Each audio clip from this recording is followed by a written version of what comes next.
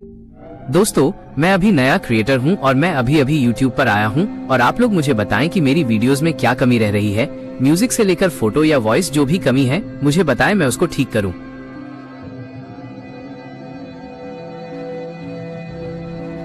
यह एक ऐसी खौफनाक हकीकत है जिसे रेलवे के पुराने दस्तावेजों में ब्लैक स्पॉट मानकर दबा दिया गया, लेकिन तिलहर जंक्शन की उन पटरियों और वीरान क्वार्टर की दीवारों में आज भी उन मासूमों की चीखें कैद हैं जिन्हें समय से पहले ही मौत के आगोश में समाना पड़ा।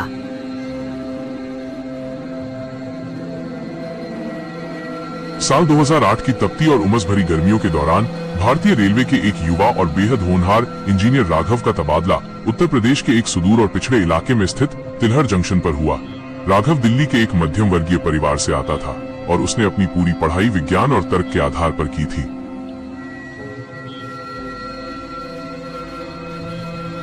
उसके लिए दुनिया में ऐसी कोई चीज नहीं थी जिसे भौतिक विज्ञान के नियमों से न सुलझाया जा सके।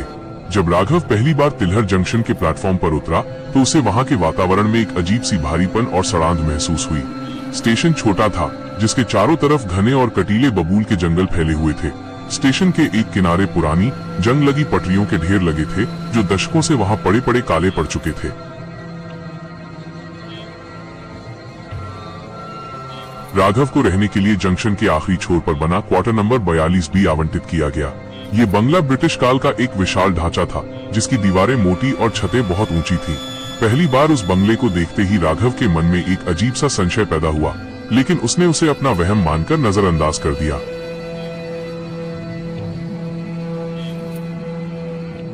राघव जब अपना सामान लेकर उस क्वार्टर में दाखिल हुआ तो उसे महसूस हुआ कि अंदर की हवा बाहर की तुलना में कहीं अधिक ठंडी और भारी है। वहां एक ऐसी गंध रची बसी थी जिसे शब्दों में बयान करना मुश्किल था। वो लोहे के जंग लगने, पुराने कपड़ों की नमी और किसी सड़े हुए मांस का मिश्रण थी। स्टेशन मास्टर दीनदयाल जी, जो कि वहां कई दशकों से तैनात थे, राघव के पास आए और उन्होंने दबी आवाज में उसे एक चेतावनी दी।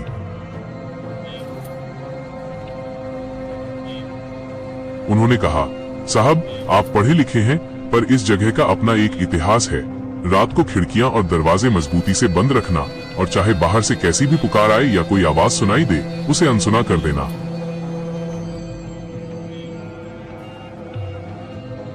राघव उनकी बातों पर मन ही मन हंसा और सोचा कि छोटे शहरों के लोग आज भी अंधविश्वासों में फंसे हुए हैं। उसने बंगले के कमरों की सफाई करवाई और अपना सामान व्यवस्थित किया।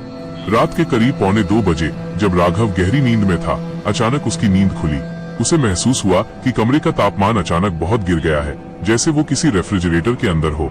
जुलाई की भीषण गर्मी में भी उसकी हड्डियां कांप रही थीं और उसकी सांसें धुएं की तरह बाहर निकल रही थीं। तभी उसे एक अजीब सी आवाज सुनाई दी। कोई कमरे की दीवार को अंदर से अपने नाखूनों से खुरच रहा था। राघव ने अपनी टॉर्च जलाई और रोशनी दीवार पर डाली, लेकिन वहां कोई नहीं था। उसे लगा कि शायद कोई चूहा होगा। वो वापस सोने के लिए लेटा ही था कि उसे छत से कुछ गिरने का एहसास हुआ। टप टप टप। उसने टॉर्च की रोशनी ऊपर की ओर की, लेकिन छत बिल्कुल सूखी और साफ थी।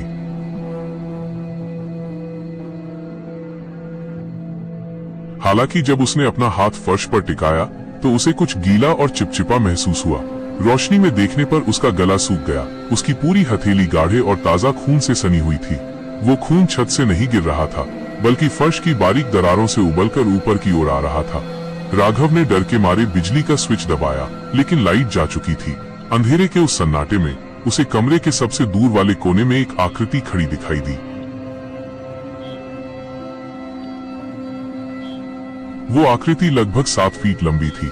उसकी देह अधजली थी और उसकी आंखों की जगह केवल 2 काले और गहरे गड्ढे थे। वह साया बिना किसी आहट के राघव की ओर बढ़ने लगा। राघव ने भागने की कोशिश की, लेकिन उसके पैर जैसे जमीन में जम गए थे। जैसे ही वो साया उसके करीब पहुंचा, जंक्शन की पटरियों पर एक तेज ट्रेन के गुजरने का आभास हुआ और वो साया पलक झपकते ही गायब हो गया। राघव पूरी रात सो नहीं पाया और हाथ में लोहे की रॉड लेकर कमरे के बीचों बीच बैठा रहा।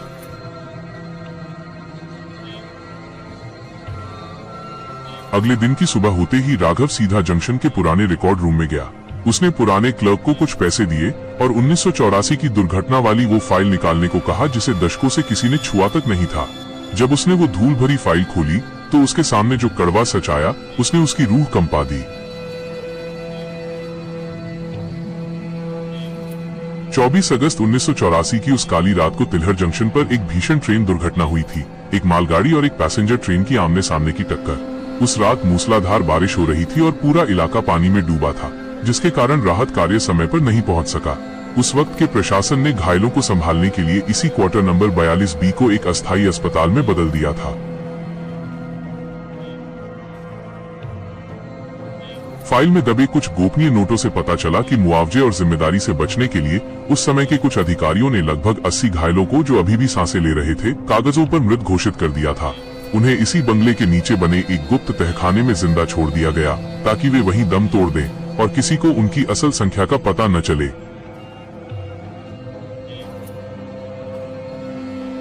वे मासूम लोग उसी फर्श पर तड़प तड़प कर मरे थे जहां राघव अब रह रहा था। राघव को अब समझ आया कि ये बंगला कोई साधारण घर नहीं, बल्कि एक सामूहिक कब्रगाह के ऊपर बना एक स्मारक था। उन लोगों की चीखें और उनकी अंतिम सांसें आज भी इन दीवारों में कैद थीं।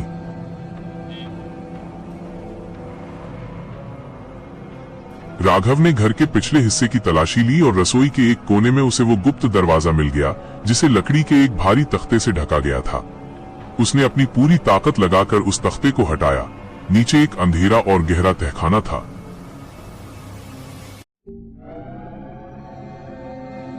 राघव टॉर्च लेकर नीचे उतरा और वहां का नजारा देखकर उसके रोंगटे खड़े हो गए। वहां आज भी 1984 के दौर की फटी हुई पट्टियां, जंग लगे लोहे के स्ट्रेचर और इंसानी हड्डियों के अवशेष बिखरे पड़े थे। दीवारों पर उन लोगों ने अपने नाखूनों से अपने नाम और अपनी मौत का इंतजार करने की तारीखें खुरच खुरच कर लिखी थी। राघव वहां खड़ा होकर उस सामूहिक पीड़ा को महसूस कर पा रहा था कि तभी अचानक वो भारी तख्ता ऊपर से अपने आप बंद हो गया। तहखाने के उस घोर अंधेरे में राघव को सैकड़ों लोगों की धीमी फुसफुसाहटें सुनाई देने लगी, जो उसे अपने पास बुला रही थी और पूछ रही थी कि हमें यहाँ क्यों छोड़ दिया गया। राघव ने पागलों की तरह तख्ते को ऊपर की ओर धक्का दिया और किसी तरह बाहर निकलकर सीधे जंक्शन की ओर भागा।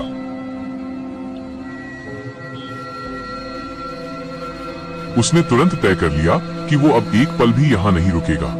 उसने अपना सामान समेटा और स्टेशन की ओर जाने लगा। लेकिन उस रात खौफ ने अपना सबसे भयानक रूप धारण करना अभी बाकी था।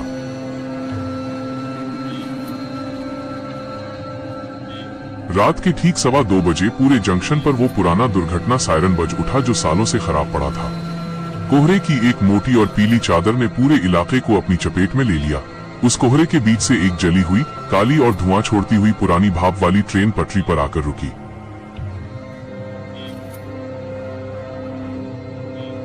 उस ट्रेन के दरवाजों से सैकड़ों अधजले और क्षत विक्षत साए नीचे उतरने लगे। वे सब एक कतार में, बिना किसी आहट के, सीधे राघव के क्वार्टर नंबर 42B की ओर बढ़ने लगे। राघव ने अपने कमरे का दरवाजा अंदर से बंद कर लिया, लेकिन वो 7 फीट लंबा साया फिर से उसके ठीक सामने प्रकट हो गया। उसने अपना बर्फीला और भारी हाथ राघव के सीने पर रखा। राघव को ऐसा लगा जैसे उसके शरीर का सारा खून जम गया हो और उसका हृदय गति रुक गई हो। उस साये ने अपनी गूंजती हुई आवाज में कहा कि राघव को अब उन सबके साथ उस अंधेरे का हिस्सा बनना होगा और उनकी अधूरी यात्रा का गवाह बनकर रहना होगा। राघव की एक अंतिम और रूह कंपा देने वाली चीख जंक्शन के सन्नाटे को चीर गई और उसके बाद सब कुछ शांत हो गया।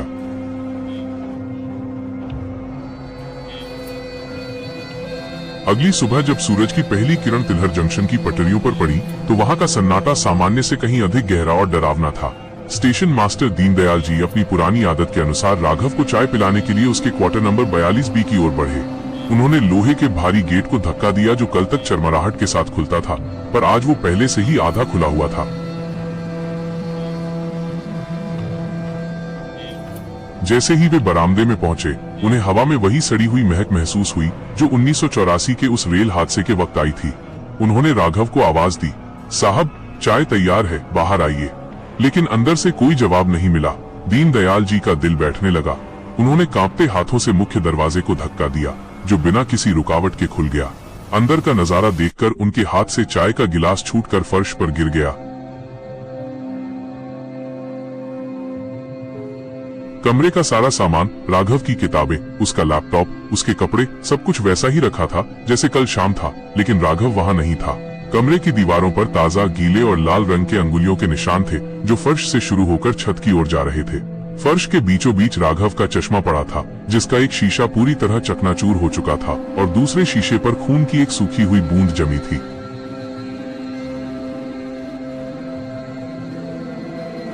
दीनदयाल जी ने तुरंत पुलिस और उच्च अधिकारियों को सूचित किया। 2 घंटे के भीतर शाहजहांपुर से इंस्पेक्टर सावंत अपनी टीम के साथ मौके पर पहुंच गए। सावंत एक सख्त और तार्किक पुलिस अधिकारी थे, लेकिन जब उन्होंने क्वार्टर 42B में कदम रखा तो उन्हें अपनी रीढ़ की हड्डी में एक अजीब सी सिहरन महसूस हुई।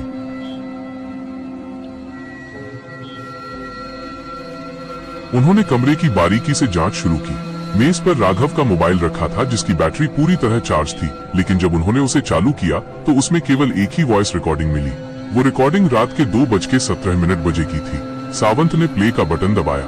पहले कुछ सेकंड केवल सन्नाटा था, फिर एक भारी घिसटने की आवाज आई और उसके बाद राघव की चीखती हुई आवाज गूंजी, वे दीवारों के अंदर हैं, वे मुझे नहीं छोड़ेंगे, पटरियों के नीचे, वे सब जाग गए हैं। रिकॉर्डिंग एक भीषण ट्रेन की सीटी की आवाज के साथ खत्म हो गई, जबकि उस रात तिलहर जंक्शन से कोई भी ट्रेन नहीं गुजरी थी। सावंत ने तुरंत उस पुराने तहखाने की ओर रुख किया, जिसके बारे में दीनदयाल जी ने बताया था। जब पुलिस की टीम तहखाने का भारी लकड़ी का तख्ता हटाकर नीचे उतरी तो वहां का तापमान 0 से भी नीचे महसूस हो रहा था। टॉर्च की रोशनी में उन्होंने देखा कि तहखाने की दीवारें अब ईंटों की नहीं, बल्कि काली पड़ चुकी हड्डियों और सूखे हुए खून के लेप जैसी लग रही थी।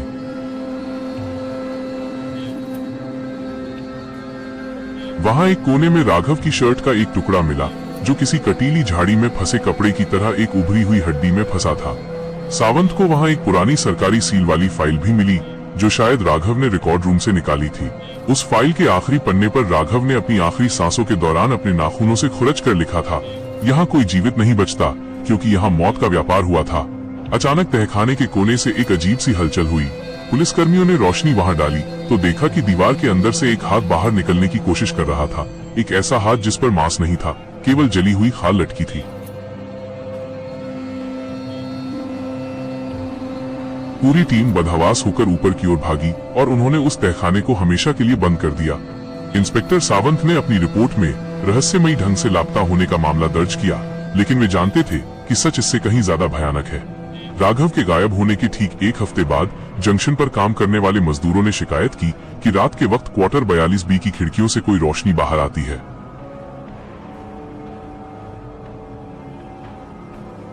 वो रोशनी बिजली की नहीं, बल्कि एक नीली और ठंडी चमक थी।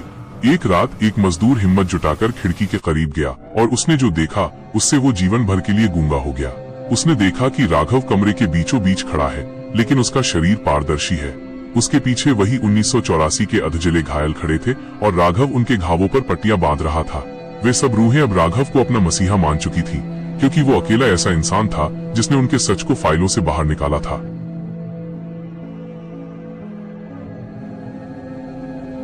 प्रशासन ने इस मामले को पूरी तरह दबाने का फैसला किया। उन्होंने स्ट्रक्चरल डैमेज का बहाना बनाकर उस पूरे बंगले को ढहाने का आदेश दिया। 3 विशाल बुलडोजर मंगाए गए। जैसे ही पहले बुलडोजर ने बंगले की दीवार पर प्रहार किया, मशीन का लोहे का पंजा बिना किसी कारण के टूटकर अलग हो गया। दूसरे बुलडोजर का इंजन अपने आप फट गया और उसमें से निकलने वाली आग ने चालक को अपनी चपेट में ले लिया। वहां मौजूद मजदूर चिल्लाते हुए भागने लगे, क्योंकि उन्हें खंडहरों के बीच से हजारों लोगों के हंसने की आवाजें सुनाई दे रही थी। हार मानकर रेलवे विभाग ने एक अभूतपूर्व फैसला लिया। उन्होंने तय किया कि इस बंगले को ढहाया नहीं जाएगा, बल्कि इसे पूरी दुनिया की नजरों से ओझल कर दिया जाएगा। हजारों टन कंक्रीट और सीमेंट मंगाया गया। अगले 15 दिनों तक दिन रात काम चला और उस पूरे क्वार्टर नंबर 42B को एक विशाल ठोस कंक्रीट के ब्लॉक के अंदर हमेशा के लिए चुनवा दिया गया। वो अब एक घर नहीं, बल्कि एक कंक्रीट का पहाड़ जैसा दिखता था, जिसके अंदर राघव और उन 80 रूहों का सच दफन था। राघव की माँ और उसकी मंगेतर ईशा कई बार तिलहर जंक्शन आई, लेकिन उन्हें केवल गुमशुदगी के कागज थमा दिए गए। ईशा को आज भी रात के वक्त अपने फोन पर अनजान नंबरों से कॉल आते हैं। जब वो फोन उठाती है तो उसे केवल ट्रेन के चलने की आवाज और दूर से आती राघव की धीमी आवाज सुनाई देती है। ईशा, मैं यहाँ अकेला नहीं हूँ, यहाँ बहुत भीड़ है। आज भी अगर आप तिलहर जंक्शन के प्लेटफॉर्म नंबर 2 पर खड़े होकर उस कंक्रीट के ब्लॉक की ओर देखें तो आपको वहां कोई भी पक्षी बैठा हुआ नहीं दिखाई देगा। जंक्शन के कर्मचारी बताते हैं कि अमावस्या की रातों में उस कंक्रीट के भीतर से टप टप की आवाज आती है, जैसे ताजा खून आज भी दीवारों के अंदर से रिस रहा हो। राघव अब एक इंजीनियर नहीं बल्कि उस शापित साम्राज्य का हिस्सा बन चुका है। वो अब उन रूहों की अगुवाई करता है जो आज भी जंक्शन की पटरियों के नीचे अपना इंसाफ ढूंढ रही हैं। तिलहर जंक्शन का वो इलाका अब रेलवे के नक्शे पर नो गो जोन घोषित कर दिया गया है।